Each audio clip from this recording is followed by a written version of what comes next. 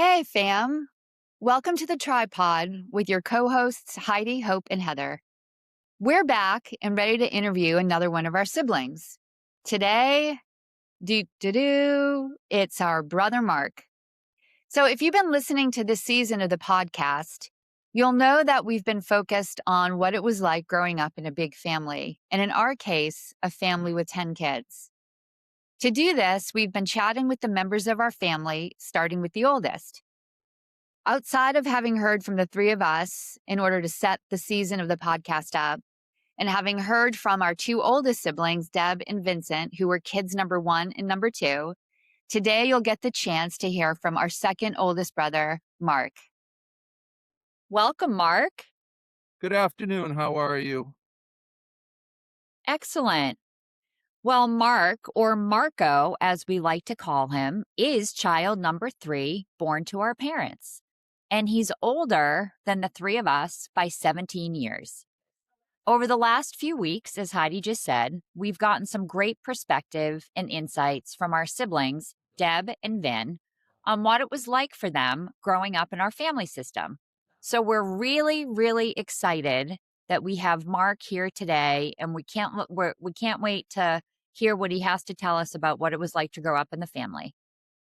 Yeah, Hope. I think it's going to be especially interesting because Mark, as you know, has been a real father figure to the three of us. Someone who has been an ever present presence and just a true support system most of our lives, but even more so present after mom and dad died. So I'll speak for myself, but in saying that I'm speaking for myself, I know that I'm speaking for all three of us, really, when I say it's hard to find a word to describe the depth of our gratitude that I think we feel for his presence in our lives. Yeah, Hyde, I want to pause there. And Heather, I know you probably want to say something too, but yeah, you said it so perfectly. So thankful, so grateful, have so much love and appreciation for Mark, as I do our siblings as well. But there's a special place, I think, in all of our hearts for Mark. Yeah, we do the little tiny hearts. We do. We do our little hearts, heart. I feel excluded. You can do little heart too. And I'd say, I would just echo both of your sentiments about Mark. So true. And well, hello, Marco. And thanks so much for joining us today. We are really excited to speak with you. As our interviews with Deb and Finn have really uncovered some facts and, some really great stories about our family that honestly, the three of us had never heard before. So I'm sure today we're going to get some more stories with you. So I guess why don't we start off with a little mini biography? Can you just tell us a little bit about yourself? Well, I was told originally to keep it down to 2 minutes, so this is going to be very short. I don't like talking about myself either, but I will. I was Excellent. born on June We 2nd. I appreciate was it. born on June 2nd, 1951 to my parents, H. Vincent and M. Helen Stroud at St. Elizabeth's Hospital in Brighton. I spent the first 8 years of my life in Charlestown before moving to Marblehead in January of 1959. I'm a graduate of the Marblehead Public Schools. I hold a bachelor's degree in business education and 2 master's degrees, one in career education and the other in school administration. Now, as the Chinese philosopher Confucius once said, find something that you love to do and you will never have worked a day in your life. Well, I did just that. We like that. On my 22nd birthday, I was hired by the Braintree Public Schools, where I spent 22 years before moving on to the Danvers Public Schools in 1995, where I spent another 22 years as a school administrator. And for the past 10 years, I've been Marblehead's school committee representative to Essex North Shore Agricultural and Technical School, where I serve as chairperson. Now, I want to let you know that the happiest day of my life was when I married my former wife, Erin, and the saddest days of my life were losing both my parents and my Uncle Ed. So that's a brief bio on me. Mark, I didn't know that your first master's degree was in career education. I think I knew that the second one was school administration, but yeah, I just learned something about you I also didn't know that you were born in Brighton, Mass. Wow. Yeah. Well, actually, St. Elizabeth's, that is where Deb was also born because she said that when we interviewed her. So I suspect, and maybe Mark, you can tell us if this is the case. Were all of you born? Like all the siblings that were raised in Charlestown, were you all born at St. Elizabeth's in Yes, the Brighton? first 5 children of the Stroud family were born at St. Elizabeth's because that was known as the baby hospital. Oh, Oh, that's Yeah. interesting. Okay, because that's right down the street from Yes, Boston it is. College. So that's where people would go to give birth. They'd go to St. Yeah. Elizabeth's. Okay. Mark, I also noted that you didn't mention Tucker in the saddest day of your life, losing mom and dad and Uncle Ed. Would that be true to say we could add Tucker into Well, that one? Tucker was a special little pup, yes, but now I have Abby, Yes, I Yes, know. Thank I know. goodness for and that'll Abby. be a sad day Sometimes it too. sometimes it takes getting another pup to fill the hole that the first pup leaves, you know? Yes. Yeah, right. For our listeners who don't know who Tucker and Abby are, Tucker was Mark's former dog, and Abby is his dog he now has, and Hope had just alluded to it by saying pups. So hope that's Yes, I clarifying had for Tucker all for of you. 17 years. That's a It's a long long Amazing. time. Long life, Yes. very long Mark, life. Mark, before I ask you the next question, and thank you for the mini bio. Um, did you know that mom was Miss Boston fire Sure. department? Miss Boston I've Boston got a Fire picture. Department? Okay. Oh, we'd love to get a Next copy of time that I picture. see Deb, you all, I'll share that picture with you. excellent. Yeah, Okay, that great. was one of the things that Deb had mentioned, I think, right, you guys? She Deb did. was It was Deb Did that you know mentioned it. that she went Yeah. to Fitton High School and then on to Emmanuel? Well, I knew she was at Emmanuel College, And she went to yes, but Fitton I High didn't know School. that. Was that Okay. a Catholic Private school? school, yes, private Catholic school. All All girls or girls. mixed? Okay. Interesting. And then Awesome. she went to an all women's college as Yes. well. Yes. Yep. Good to hear a little bit of history Well, here. just letting you know. Yeah, Thank Mark, the funny thing is, my son Sam, he lives like so near Emmanuel, and he goes to all the Emmanuel girls soccer games. He watches all of them. So I think it's so funny that he lives so close, but I keep telling him that, his grandmother was an Emmanuel graduate. So he's, shout out to Well, Emmanuel that's how your College. mother met your father. Yeah, yeah, we know that. We talked about there was a choral concert going on. Yes. Your And I dad was a singer and your mother was an usher from Emmanuel. The Yep. Emmanuel girls were ushers for the chorus at Boston College. So I love that would mean mom and Mary and Phyllis, Yes. Yes. Yes. her crew They of were her girls. classmates, They were yes, and her bridesmaids. oh, love Yep. it. Yeah, Yep. that's awesome. All right. Well, Mark, as we continue with the interview, the question that I have, the next one anyway, is what were some of the best parts of growing up in our family for you? What would you say those Well, were? let me frame my answer this way. A famous author once said, "Happy family equals early heaven." Happy family equals early Absolutely, heaven. that's a famous author, yes, who said that. Okay. Do we know who the No, but author I is I that can said get you that? the name of the author, and I can honestly say that I had the happiest childhood and the best family dynamic imaginable, personally. And Hey, Mark. as an educator, I've always told students, parents, and colleagues, if you don't feel safe at school, you can't learn. And if a child and if a child doesn't feel safe in their home, he or she can't thrive into adulthood. A Hey, day in hey, life. Mark. Okay. So I was asking, so Deb and Vincent shared with us when we were talking to both of them that they loved growing up in Charlestown. And they had a Well, hard wait time. a minute. Wait a minute now. Did you hear my whole answer I think so. Do we about miss? Uncle Ed's Buick convertible? Yeah, and you would Well, take rides to Rockport. Okay, well, you heard that. I was just making sure that I got my whole answer in. Yes, no, we did hear that for It's sure. very important to me. We know Um, it is. so they said that it was hard for them to transition from living in Charlestown to Marblehead. Was that true for you? Absolutely not. Okay, so you didn't mind leaving Charlestown, you liked moving to Marblehead? I was 8 years old. Okay, so you didn't really know the difference? Oh, I knew the difference, Right. but I had no problem whatsoever. Okay. Did you like living in the city and then when you transitioned to being more in a like a suburban area? What It does a kid know when they're only in the 2nd grade? well, they actually know a lot actually, Yeah, but I guess apparently you transitioned fine, no real hard adjustment. no problems whatsoever. I've had Okay. a love affair with the town of Marblehead now for the last 66 years. Okay, but it sounds though like, um, some of the things that you really enjoyed about being a part of the family were just that there were, people around all the time.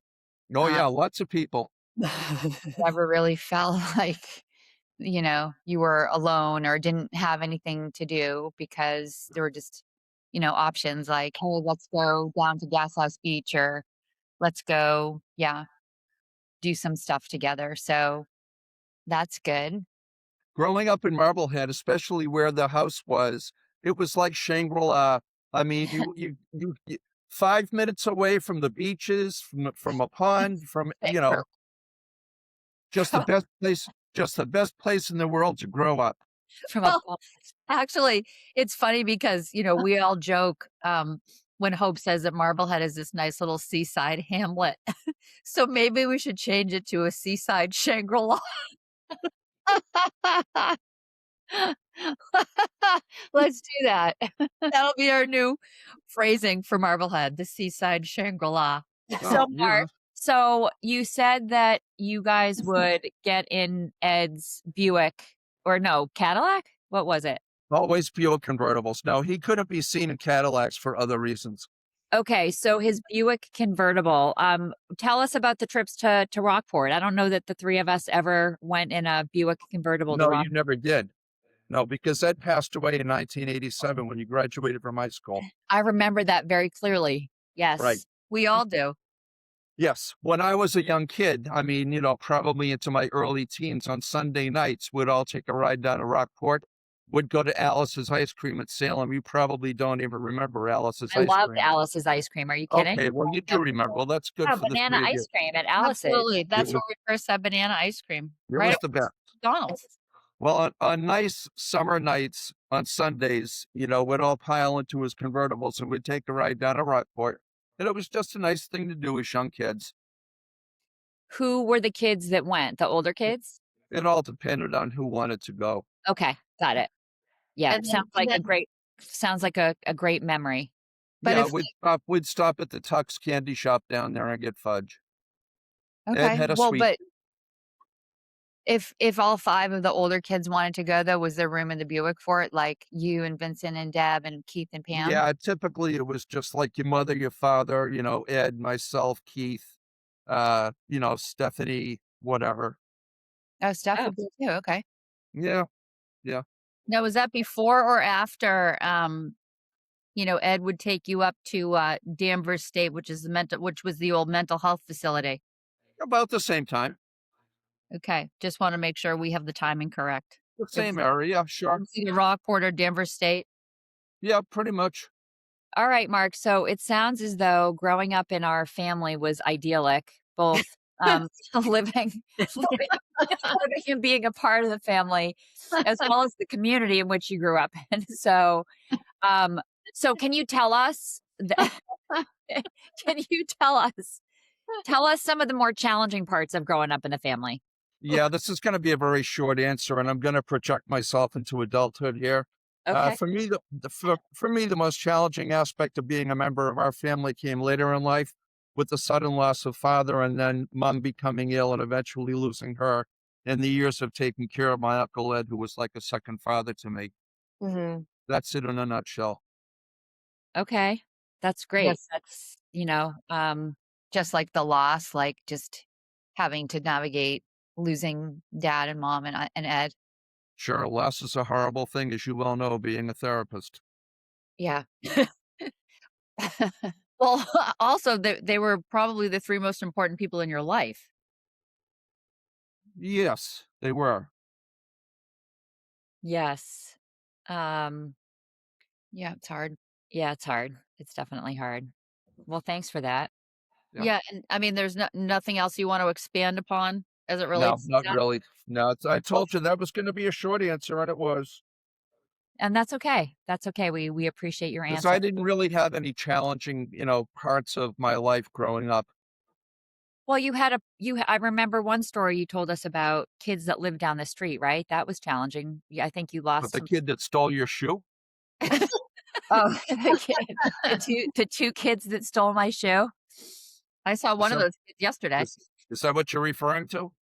No, your friends, the Livingstons, I think, is what I was referring to. Yes, that was a tragedy in Marblehead. Growing up, a number of kids took their own lives. They had emotional issues. Well, that Yes. has been pretty traumatic. Yeah, But yeah. they were also veterans, right, of the Vietnam War? Oh, no. No, these the kiddos were, like, 15 and 16 years old. Oh, Well, wow, I Mark. always thought that I always thought it was after they got back from Vietnam, but I thought No, it was like absolutely PTSD not. related No. Hyde or something yeah, I like thought it Nope, was that. like PTSD stuff, but nope, not at all. No. wasn't there some sort of a pact or something like that that I Well, according to the Boston Globe, yes. The Boston Globe wrote a front page article about it because I believe it was seven kids that all committed suicide. in Marblehead? Yes. Yeah, I don't think I fully understood that story. Wow. Yeah, I'll tell you at some other time. That's Okay. okay. Yeah. Okay. Well, Mark, thanks so much for that. And I guess if we move it along here, I would ask you, sort of what was your perception of yourself within our family? What sort of role do you think you played? And you can answer that, as you were growing up, and then you can fast forward to after mom and dad died. But what sort of role do you think you played? I was simply another cog in the wheel. Can you expound on that a little bit? Like, Elaborate, please. yeah. Well, you asked me, and my perception of myself within the family was simply another cog in the wheel. Meaning Understanding that another you kid in the people working order? Like, what does that mean? understanding that you guys were born 57 years ago, without the aid of medical devices that exist today. Your mother's obstetrician had no idea that she was having triplets. Yep, we heard that. We've heard He that. attributed that fact to the three of you being perfectly aligned with one another and that he was only getting one heartbeat. And I'll never forget the Thursday night before you were born when mom said to me, I think there's something wrong. I'm being kicked from all different sides. Fast forward to 4 o'clock in the afternoon, the very next day on Friday, I was getting off the bus at Franklin Street from college, and the Marblehead police were headed down Orange Street. And when I got to the top of Orange Street's hill, the police car was pulling away with mom and Keith en route to the Salem Hospital. At approximately 6 o'clock, surprise to everybody, triplets were born. And it was a snowstorm too, right? The snowstorm, yeah, was the night before in the early morning. Yeah, but there was a lot of snow on the streets. Okay, so when you say you were just another cog in the wheel, Just having another cog in the wheel of a Does that large mean family. does it mean that we were cogs number 8, 9, and 10? Sure. or that, Sounds good. you know, you just were in a place or a position where you felt responsible to, you know, care for the younger generation or like, you know, can you just help our listeners to understand more specifically what you mean by that? Well, just another cog in the wheel of a big family. Did I have responsibility? Sure, I did. Saturday afternoons when your mother and your father were going out shopping, and I remember sitting in the den on the sofa with the three of you in my arms, one on my left, one on my right, and one centered on my gut, and couldn't even move to go to the bathroom. Wow. Is that true? You were, like, left with. Absolutely true. Absolutely true. Ask your brother Keith when you interview him. Okay. Okay, Well, well, go ahead, Hyde. I was going to skip to the next question since he's talking about the three of us, but did you want to say something before I do that? Oh, I was just going to say, as I was trying to decipher, cog in the wheel to your point earlier, Heidi, and it sounds like it would have been quite burdensome, more so than just responsibility. I never felt burdened 1 minute of my life in my family. It was a joy to be there every minute of my life. Joy to be there. Well, I An love utter that. joy. Wow. Yeah, we didn't have a child named Joy. No, we don't. No, Faith and hope, no joy, that's right. Mm. no charity either. Yep. But thank God But I we would. certainly have a faith. We do. Yeah. We do. Thankfully. That's the story I heard. I heard that our parents were going to name the three of us Faith, Hope, and Love, but they already had a faith. I guess, in the Catholic version of the Bible, it says faith, hope, and charity. So I would have been Charity, apparently, but I turned out to be Heidi. So I don't know if that's true or not. I chose your name. You You chose did? mine. I want to let you know that, yes. How? I Tell said Heidi how you chose her name. I did. They had Hope and they had Heather, and then somebody said, well, they wanted to, do an H, 3 H's and whatever, and I just, said, let's, call the third one Heidi. That's It great. stuck. Well, good job, Mark, because Yeah. I'm just letting you know. Yeah, a Way little to thing go. probably you never knew. I don't know. Yeah, Heidi's I didn't know that. Thank you. Thank you. And Yeah. Heidi, I actually had love never heard the story that you just said that they were going to name us Faith, Hope, and Love. I never heard that in my life. I don't know where that love business came from. Well, Yeah. But Heidi, Faith. I love your name, by the way. I mean, it could be a family legend or something. I mean, I don't know. No, I don't know. I heard they were going to name us Faith, Hope, and Charity, but there was already a Faith. But Yeah. when we spoke with Deb said that, Mom and Deb were obviously surprised to have had triplets, and they didn't have like 3 girl names. Maybe they had like 1 girl name and 1 boy name. But anyway, Mark, thank God you were there to give me a name. I appreciate it. Well, I'm just letting you know. I'm not taking credit for it. I'm just letting you know. Okay, well, I don't take credit for anything, as you well know. all right. Well, Very humble person. yeah, it would be okay if you took credit for it. But since we're That's all talking right. so much about you and the three of us, question is, how do you think our family changed, if you think it changed at all when we were born, when the three of us came into the picture? It changed dramatically, absolutely dramatically. The family system changed dramatically, especially when it came to Faith, who was only 2.5 years old. You have to understand that Faith was the apple of everyone's eye before March 7th, 1969. Little Mookie, Is that what everybody called her, Mookie? she was Mookie Baby. Yeah, Mookie. That was her name. Everybody called her Mookie. That's cute, Mookie. I've never heard Oh, that. yeah. I just wanted to let you know. I mean, That's awesome. How come nobody calls her that today? I don't know. I have no idea. But I mean, little Mookie to everyone, suddenly she had her life changed forever, even though myself and my brothers tried to shower her with extra attention, which we absolutely did. Yeah, I On the- believe that for sure. Would have On been the practical side of things, my brother Keith, who you refer to as Charlie or Charlie Baby, he's 73 years old, for crying out loud. Keith and I became very familiar with the Marblehead laundry. And I'll tell you why. Understanding that back in 1969, cloth diapers were still the standard. Right. There was no way on earth that Mom, who at age 47, taking care of newborn triplets and a 2.5-year-old toddler, without any daytime assistance, could be expected to handle the laundry needs of the family. Therefore, Keith and myself became masters of those giant load washing machines up at Peach's Laundry. It's called Marblehead Laundry, but it was Peach's Laundry before that. I know it's not there. It's not there anymore now. It's a boatyard. Yeah. But on the lighter side of things, I always smile, even to this day. You talk about change, dramatic change and whatever. When I think of how Father and Uncle Ed used to quarrel as to who was going to walk the triplet carriage down to Front Street on Sunday afternoons. They actually would quarrel with one another as to who was going to push your carriage, two in the front and one in the rear, Mm.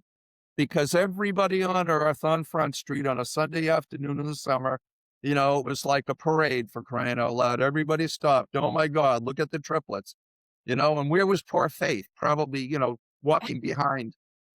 I thought that mom and dad had a carriage that had like 4 seats. No, they had a stroller that had two seats in the front and one seat in the back. Okay. I pushed it many miles. So would Faith not go on walks with us when dad and Ed were fighting over who got to push us? Oh no, yeah, typically father would hold her hand at that age, 2.5, 3 years old, she was walking. Okay. And just quick question since you became so familiar with those big load washing machines. Yeah, Marblehead Laundry or Peaches Laundry. Did we not have a washer and dryer? of course we did. There was no way. Do you know what? You have to understand the massive quantity of laundry that, 3 newborns and a toddler. Come on now, Well, you know? that's true. I mean, I think all 3 of us could opine on the fact that we always have a lot of laundry to do. Yes, me too. Or And I did live alone with my dog. raising our kids, but, Yeah. with your dog. Well, Mark, it's, Well, thanks for, recognizing that it would have been really challenging for Faith because 'cause I'm sure as Mookie baby to to to have to, kind of share some of the space with three other kids was obviously pretty hard and probably traumatic for her, so, I yeah, know that it's just Mookie, not baby. you said it was Mookie baby. Yeah, I Yeah, mean, guys, right, like, Faith it was was Mookie. she was the baby, hard enough for one more baby to come along after her, but to have 3 She come. was totally displaced, the poor thing. Yeah.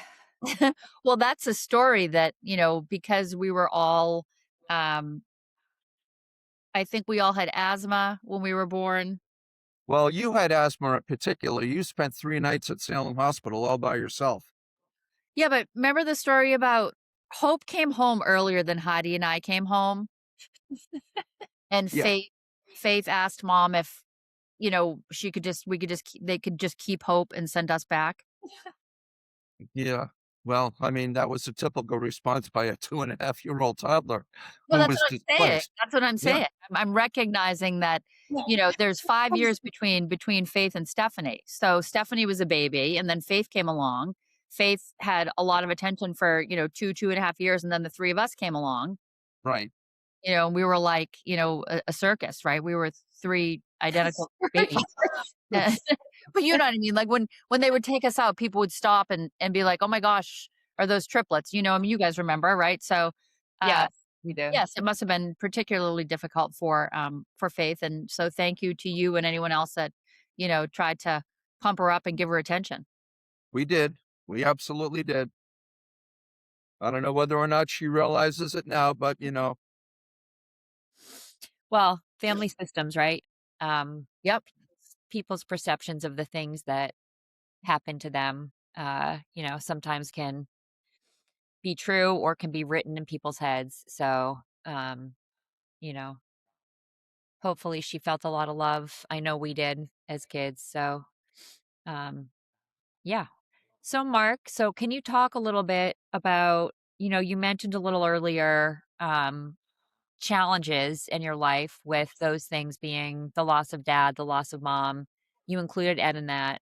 Can you talk a little bit about the impact those losses had on you? well, Uncle Ed was like a second dad to me. Well, tell us about that. Well, maybe someday.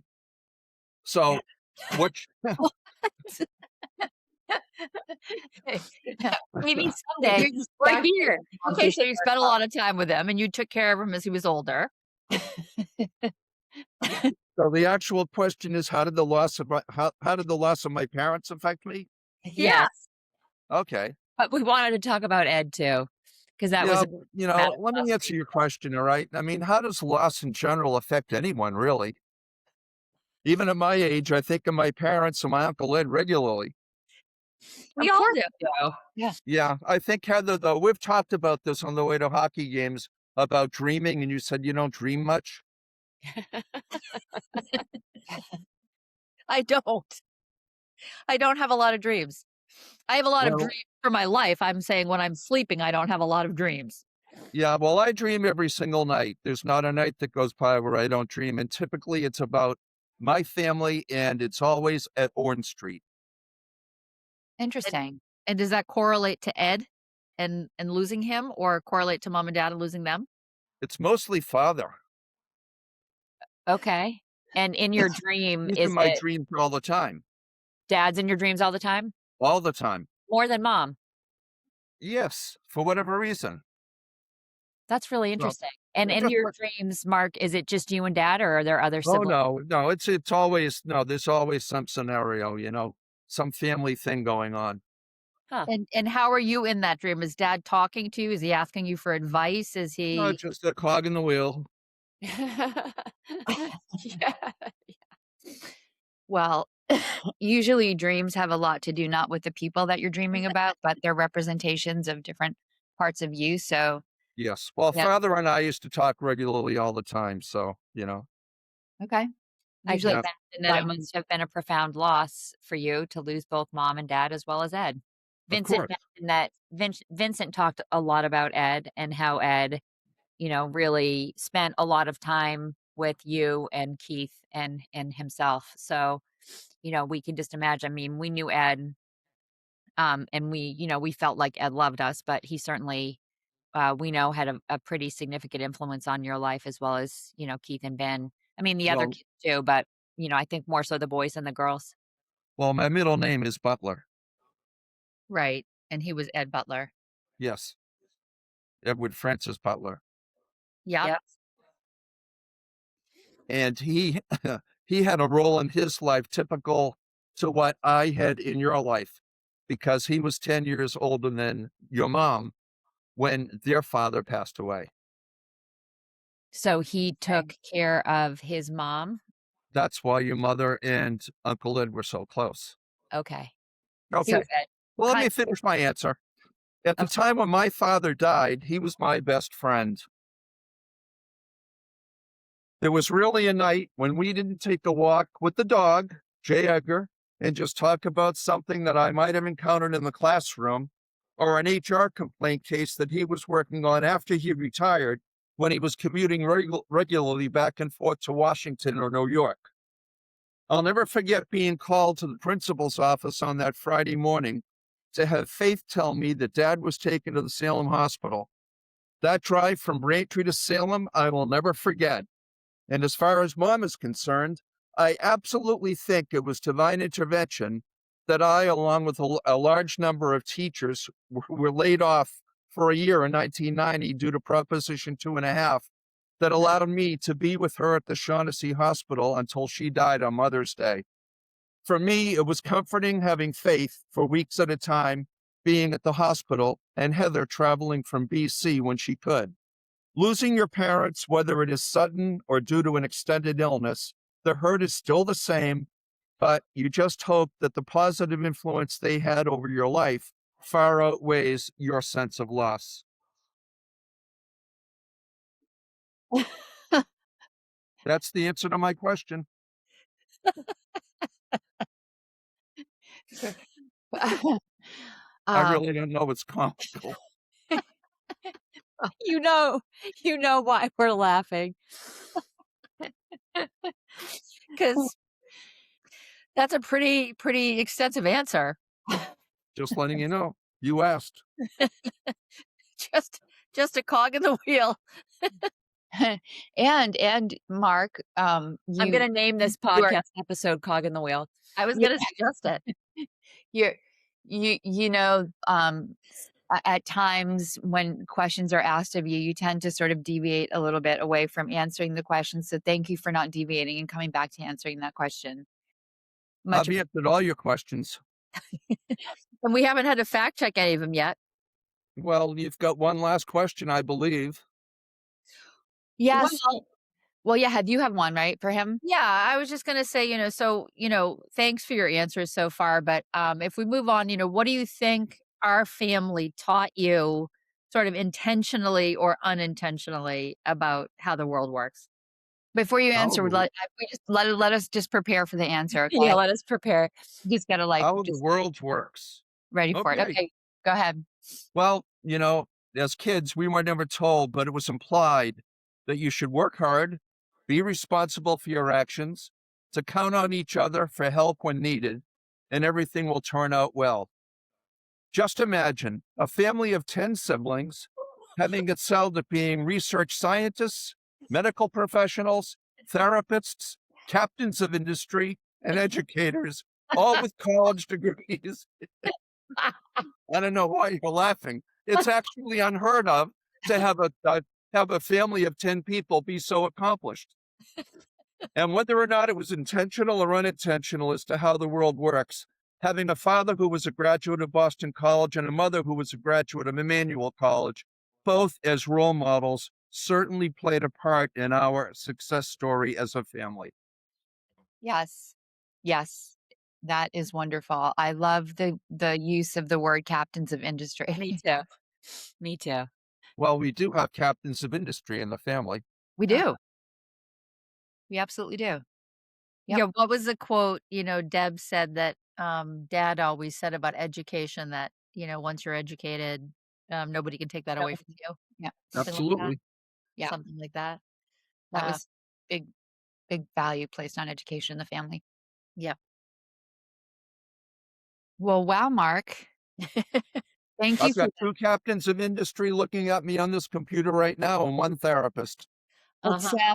it sounds like you are proud of, you know, our family and what we've been able to, enjoy professionally, um, and, of course, personally as well.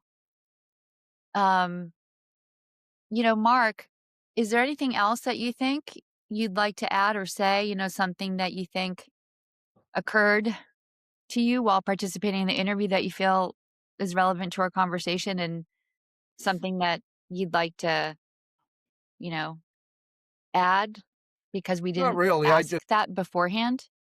That's fine.